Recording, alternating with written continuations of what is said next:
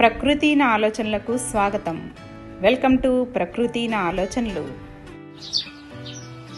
Hi అండి, అందరికీ నమస్కారం. హనుమాన్ జయంతి రోజు నేను ట్రావెల్ చేస్తున్నప్పుడు పేరవరం అనే గ్రామంలో రోడ్డు పక్కన ఈ విగ్రహం ఎంత అందంగా అనిపించిందోనండి. అసలు మర్రి చెట్టు కింద ఉందండి, మర్రి ఊడలు అలా కనిపిస్తూ పక్కన కాలవండి. తర్వాత దాని కింద పచ్చని చెట్టు కింద ఎంత అందంగా చాలా ప్లెజెంట్గా అనిపించిందండి. నేను దిగి దండం పెట్టుకున్నాను.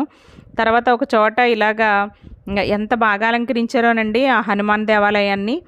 ఎలా అంటే అరటి చెట్లు తీసుకొచ్చి అక్కడ పెట్టారు. అరటి గెలలతో ఉన్న అరటి చెట్లని చక్కగా డెకరేషన్ చేశారండి. తర్వాత పువ్వులు అవి కూడా బాగా అలంకరించారు.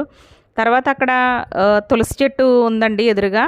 దానికి కూడా ఏంటంటే మెస్ పెట్టారండి పైన. అంటే ఓపెన్గా ఉండడం వల్ల ఏవైనా జంతువులు అవి వచ్చినప్పుడు పాడు చేస్తాయనేమో అనుకుంటారండి. ఎంత అందంగా ఉందో చూడండి.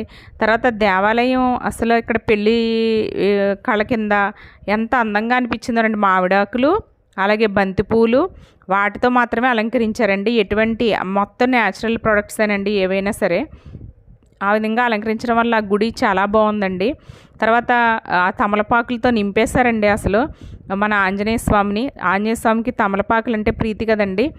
అందు గురించి తమలపాకులతో అసలు దండలు వేశారు. తర్వాత పూజ చేశారు. ఆకు పూజ అంటారు కదండి, అది చేశారు. ఆయనకి సింధూరం అంటే చాలా ఇష్టం కదండి. అందు గురించి సింధూరాన్ని కూడా అలంకరించారు.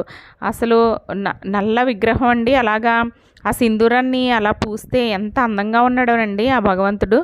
అసలు చూడడానికి ఎంత కన్నుల పండుగగా అనిపించిందో. అలాగే ఇక్కడ అన్నదానం చేస్తున్నారండి. అంటే చాలా ఖర్చు పెట్టి ఇలాంటి వేడుకని చేయాలని అనుకుంటారండి. అలాగే అన్నదానాలు కూడా చేయాలని అనుకుంటారు. అసలు నిజంగా చెప్పాలంటే అన్నదానం అనేది ఒక మనిషికి మనకి ఎవరికైనా ఆకలి వేసినప్పుడు ఆ మనిషి ప్రాణాన్ని నిలుపుకోవడం కోసం ఆ భోజనం చేయాలి. కాబట్టి అలాంటప్పుడు ఎవరికైనా ఆకలి వేసినప్పుడు మనం అన్నం దానం చేస్తే అది ఎంతో గొప్పదని చెప్పేవారండి. మనం ఏంటంటే ఈ మధ్య ఇలాంటి అన్నదానాలు అనేవి ఎక్కువైనాయండి. మనం అందరికీ కూడా చాలామందికి పెడుతున్నాము. కానీ మనం ఎలా పెడుతున్నామండి అసలు? ఇదివరకు అరిటాకుల్లోనూ విస్తరాకుల్లోనూ పెట్టుకునేవాళ్ళం అండి. ఇప్పుడు ఇవి ఉన్నాయి చూడండి బఫే ప్లేట్లు, వీటిపైన మైక కవర్ షీట్ అంటించి ఉంటుంది అనమాట అండి. అలాగే వాళ్ళు ఏం చేశారంటే ఈ ప్యాకెట్లు అండి, వాటర్ ప్యాకెట్లు ఇచ్చారనమాట అండి. అసలు మొత్తం అంతా కూడా భూమాత అంతా కలుషితం అయిపోయిందండి. మనం పంచభూతాలు అనేవి మనకి దేవుడితో సమానం అండి. భూమిని భూమాత అంటాం. పంచభూతాలు అంటే ఏంటండి? భూమి, నీరు, అగ్ని, వాయువు, ఆకాశం. వీటన్నిటితోనే మనం ఏ వస్తువైనా తయారవుతుందండి. ఇవి లేకపోతే మనం బ్రతకలేము. భూమి అనేది భూమాత అంటామండి. నీరునేమో వానదేవుడు అంటాము, వానదేవుడు ఇస్తున్నాడు కాబట్టి. అలాగే అగ్నిని అగ్నిదేవుడు అంటాము. అలాగే గాలిదేవుడు అంటామండి.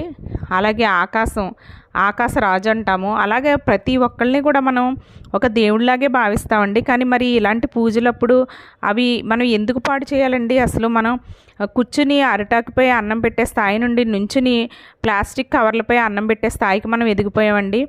స్వచ్ఛమైన నీరు తాగే మనం చెరువుల్లోనూ వాటిల్లోనూ కొనుక్కుని ప్లాస్టిక్ కవర్లోను ప్లాస్టిక్ బాటిల్లోనూ నీరు పోసుకొని తాగుతున్నామండి. దయచేసి ఆలోచించండి.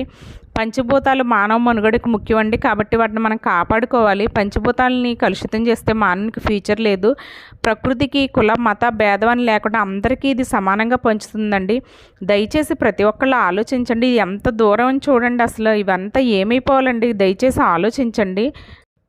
మీకు ఈ వీడియో కనుక నచ్చినట్లయితే లైక్ చేయండి, షేర్ చేయండి, సబ్స్క్రైబ్ చేయండి. మీరు దయచేసి ఆలోచించండి. ఎన్విరాన్మెంట్ని కాపాడుకుందాం మనందరం కలిసి. వాటర్ బాటిల్ మానేద్దామండి. ప్లాస్టిక్ పేపర్ గ్లాసుల్లోనూ లేదా స్టీల్ గ్లాసుల్లోనూ వాటర్ పోసి అందించుదామండి. అరిటాకుల్లో తిందామండి. అంతేగాని